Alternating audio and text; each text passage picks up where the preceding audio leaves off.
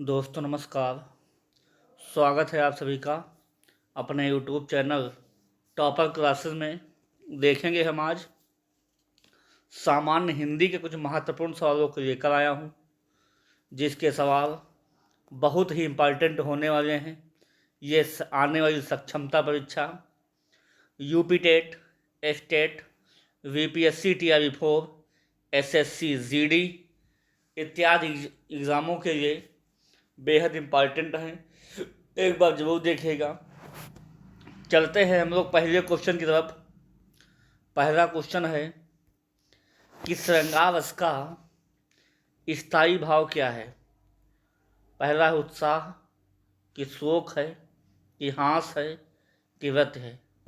जो है श्रृंगारों में जो है सबसे सर्वश्रेष्ठ जो रस है वो श्रृंगाररस होता है, जिसे हम लोग नायक नायिका के मिलन पर जो उत्पन्न होता है रस, उसे हम लोग श्रृंगार रस कहते हैं। इसका जो स्थायी भाव होता है वो व्रत होता है। क्या होता है? व्रत। ऑप्शन नंबर इसका चौथा सही जवाब हो जाएगा। यह श्रृंगार जो है ऐसे शब्द लिखा जाता है, सही शब्द जो है श्रृंगार ऐसे लिखा जाता है। तो श्रृंगार रस का स्थायी भाव व्रत होता है। हास्य रस का स्थायी भाव हास होता है।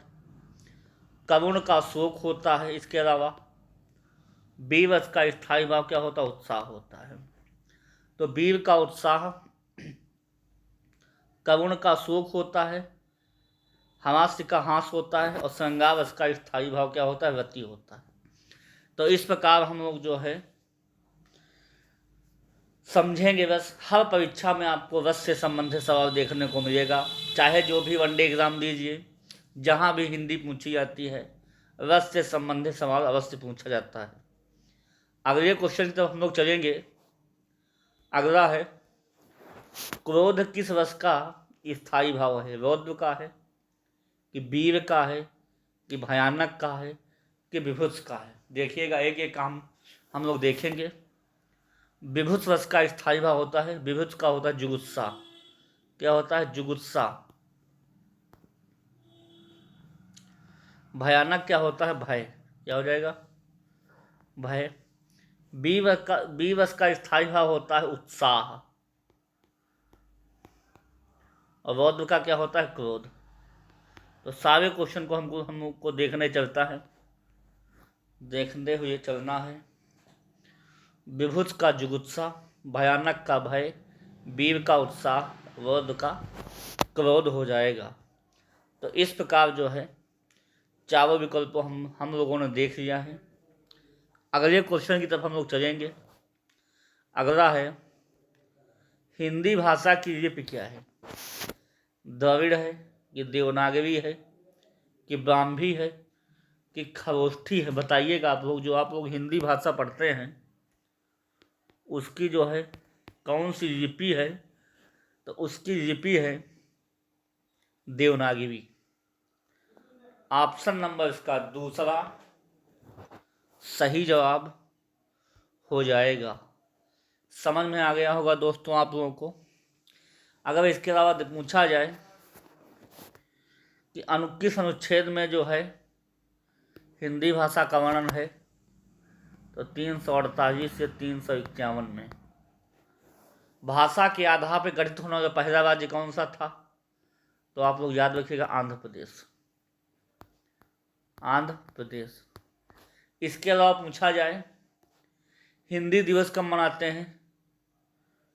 14 सितंबर को जो है हिंदी दिवस मनाया जाता है। समझ में आ गया होगा दोस्तों आप लोगों को। अगले क्वेश्चन की तरफ हम लोग चलेंगे। अगला है कहावत है, बहुत अच्छी कहावत है, काला अक्षर भैंस बराबर का अर्थ है। समदर्शी होना, कि अदूरदर्शी होना, कि छिद्रान्वेषी होना, कि अनपढ़ होगा? बताइएगा। काला अक्षर भैंस बराबर एक कहावत होती है, दूसरे हम लोग कहते हैं बिल्कुल अनपढ़ है या गंवार है। क्या होता है? एक कहावत हम लोग कह देते हैं गांव के गाँव में कि काला अक्षर भैंस, बिल्कुल जाहिर गंवार उसको कह देंगे, या बिल्कुल उसको कह देंगे अनपढ़ या अंगूठा टेक। काला अक्षर भैंस बराबर मतलब दाल बन रही हो और दाल में जो है नमक की जगह चीनी डाल दिया जाए, उसे हम लोग कहेंगे काला अच्छा भाई। तो इसको क्या पता कि दाल में नमक पड़ेगी या चीनी पड़ेगी। तो इस प्रकार ऑप्शन नंबर इसका चौथा सबसे बेहतरीन जवाब हो जाएगा। अगले क्वेश्चन तक हम लोग चलेंगे। अगला क्वेश्चन है, नाच न जाने टेढ़ा, कमरा टेढ़ा कि गाना टेढ़ा कि कमर टेढ़ा कि आंगन टेढ़ा। एक कहावत होती है, नाच ना जाने का टेढ़ा। एक तो इसका कहने का मतलब ये है, अगर आपको काम करना नहीं आता है तो अपने को दोष ना देकर उस होने वाली व्यवस्था में कमी कर देना, कमी दिखा देना। तो नाच न जाने आंगन टेढ़ा होता है। इसका मतलब ये हुआ, विकल्प नंबर इसका चौथा सही जवाब हो जाएगा कि हमें नाचना नहीं आता है नहीं, और हम दोष दे रहे आंगन टेढ़ा है। तो वही बात हुई कि परीक्षा में पास नहीं हो पाए हम, और दोष दे दिया परीक्षा कठिन थी। अरे जब आपने पढ़ा ही नहीं तो परीक्षा में पास कैसे होते। तो वही बात हुई ना, नाच न जाने आंगन टेढ़ा। मतलब परीक्षा कठिन थी, ये नहीं बता रहे हैं कि हमने पढ़ा ही नहीं। अगर पढ़ा होता तो परीक्षा आसान होती। अगले क्वेश्चन पर हम लोग चलेंगे। अगला कहावत है, ऊंट के मुंह में क्या होता है? मिर्च होता है कि जीरा होता है कि केला होता है कि बंदर होता है? ऊंट के मुंह में होता है जीरा। इस कहावत का सीधा सा मतलब है, जो व्यक्ति अधिक खाने वालों को जो है बहुत थोड़ा दे दिया जाए। क्या दे दिया जाए? बहुत थोड़ा दे दिया जाए, तो उसे कहते हैं ऊंट के मुंह में क्या है? जीरा है। क्या है? जीरा। तो विकल्प नंबर इसका दूसरा सही जवाब हो जाएगा।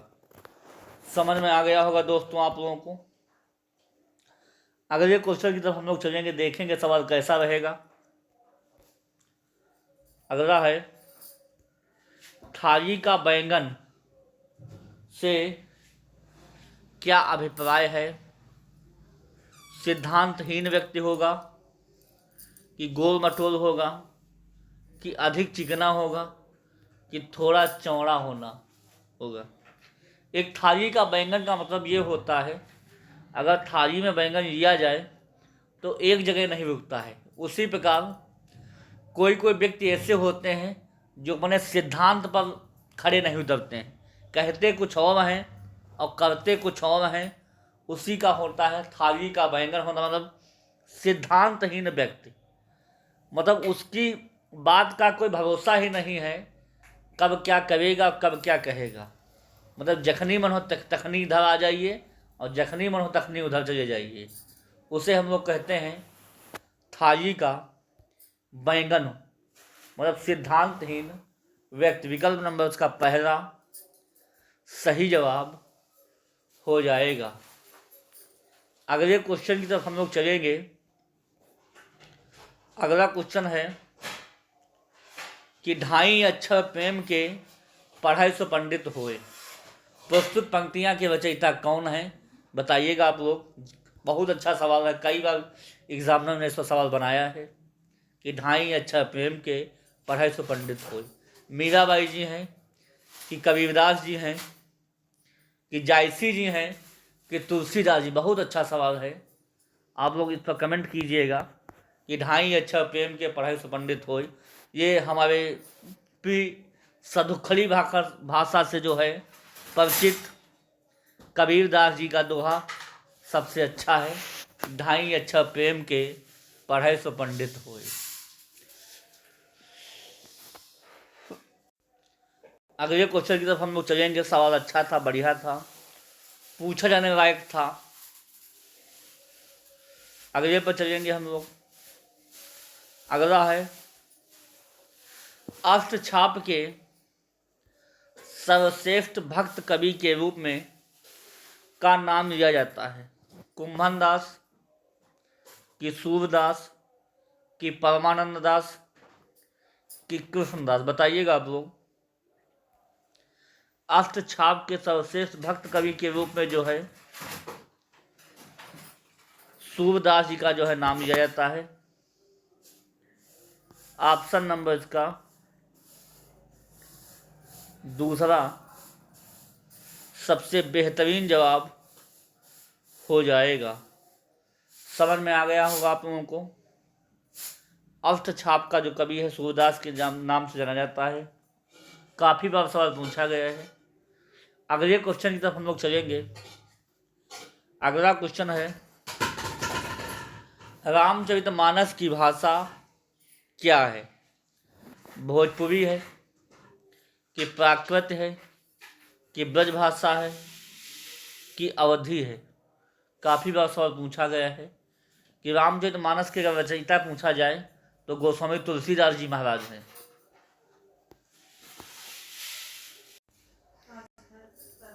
गोस्वामी तुलसीदास जी महाराज हैं।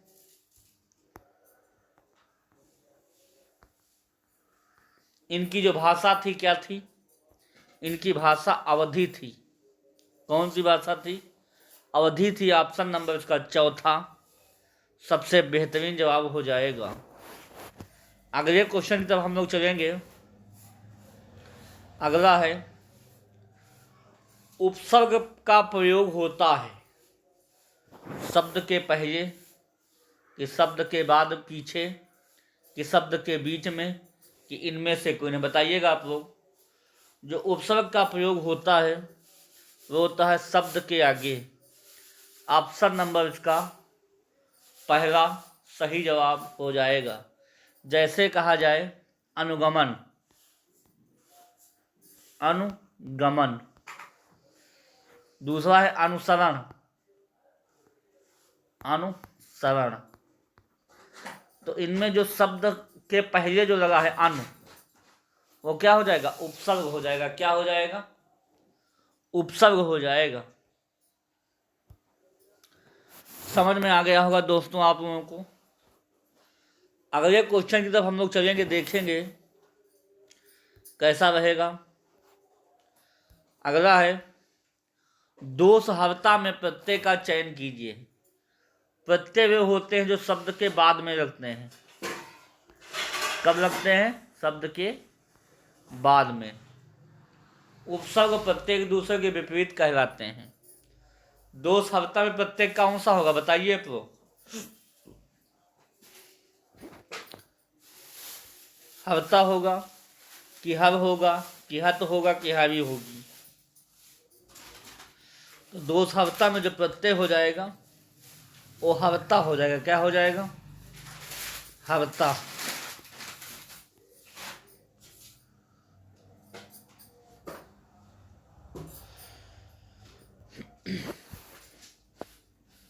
तो ऑप्शन नंबर इसका पहला सही जवाब हो जाएगा। समझ में आ गया होगा दोस्तों आप लोगों को। अगले क्वेश्चन की तरफ हम लोग चलेंगे, देखेंगे। अगला क्वेश्चन है, दो वर्णों के मेल से होने वाले विकार को कहते हैं? क्या कहते हैं? समास कहेंगे, कि संधि कहेंगे, कि प्रत्यय कहेंगे, उपसर्ग कहेंगे? जो दो शब्द वर्णों के जो मेल से विकार उत्पन्न होता है उसे हम लोग संधि कहते हैं। क्या कहेंगे? संधि। जैसे एक संधि है स्वागतम, इसमें संधि कौन सी हो जाएगी? बताइए आप लोग। उसमें संधि हो जाएगी यण संधि। इसको कैसे तोड़ेंगे? सु प्लस आगतम, सु प्लस आगतम में टूट जाएगा और संधि जो निकल के आ जाएगी यण संधि हो जाएगी। कौन सी? यण संधि। समझ में आ गया होगा दोस्तों आप लोगों को। अगले क्वेश्चन की तरफ हम लोग चलेंगे। अगले क्वेश्चन पर हम लोग चलेंगे, देखेंगे सवाल कैसा रहेगा। अगला है, यह काम मैं आप कर लूंगा। मतलब आप क्या है इसमें, यह काम मैं आप कर लूंगा, इसके विकल्प जो है सही नहीं दिए हैं। इसमें जो है सर्वनाम हमें बताना था, क्योंकि आप आया था इसे यहाँ पे जो है निजवाचक सर्वनाम हो जाएगा। यह काम मैं आप कर लूंगा, इसमें जो आप शब्द आया है ये निजवाचक सर्वनाम को डिनोट करता है। विकल्प इसमें नहीं दिए गए थे, गलत भी ऑप्शन टाइप हो गया है, इसके लिए सॉरी। हम अगले क्वेश्चन की तरफ हम लोग चलेंगे। अगला क्वेश्चन है, यथाशक्ति में कौन सा समास है? तत्पुरुष समास है कि बहुब्रीहि समास है कि कर्मधारय समास है कि द्विगु समास है? यथाशक्ति का जो हम विग्रह करेंगे तो हो जाएगा शक्ति के अनुसार।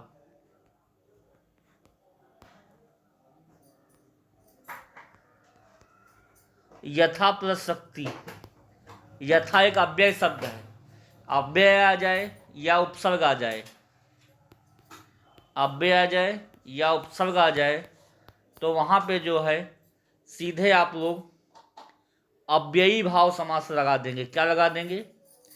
अव्ययी भाव समास। इस क्वेश्चन में जो है अव्ययी भाव समास को दिया नहीं गया है, अलग से पांचवा ऑप्शन बना लीजिएगा, अव्ययी भाव समास।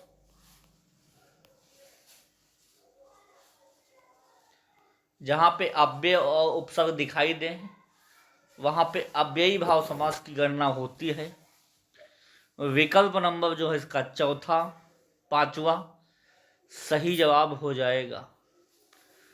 तत्पुरुष समास में जो है कारक चिन्ह हमको दिखाई देते हैं।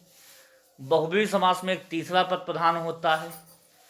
कर्मधारय समास में विशेषण विशेष दिखाई देते हैं और द्विगु समास में संख्यावाची होता है, पंचवटी है, नवरतन है, चौराहा है, आज जो है दिखाई देता है। तो इस प्रकार जो है हम लोग समास को पहचानते हैं एक एक करके। अगले क्वेश्चन की तरफ हम लोग चलेंगे। अगला क्वेश्चन है, यह सेशन का अंतिम सवाल रहेगा कि पंचवटी में कौन सा समास है? तत्पुरुष समास है कि बहुब्रीहि समास है कि कर्मधारय समास है कि द्विगु समास है? बताइएगा आप लोग। पंचवटी का मतलब हुआ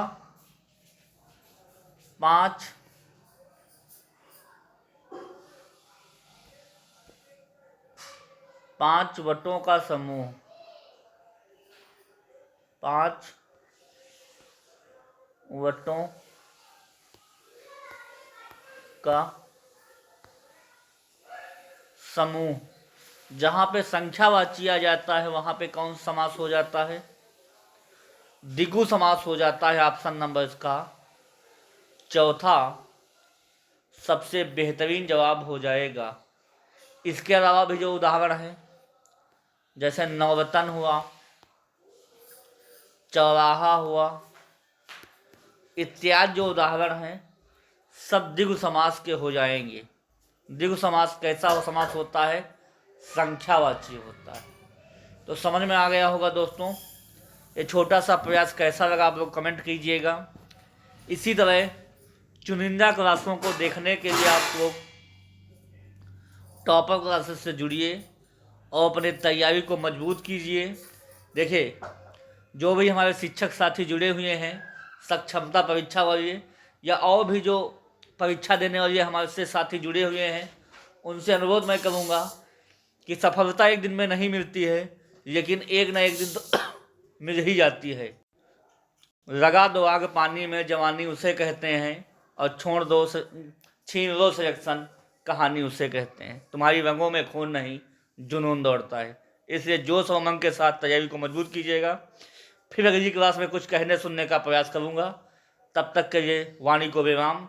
okay, thank you, good night.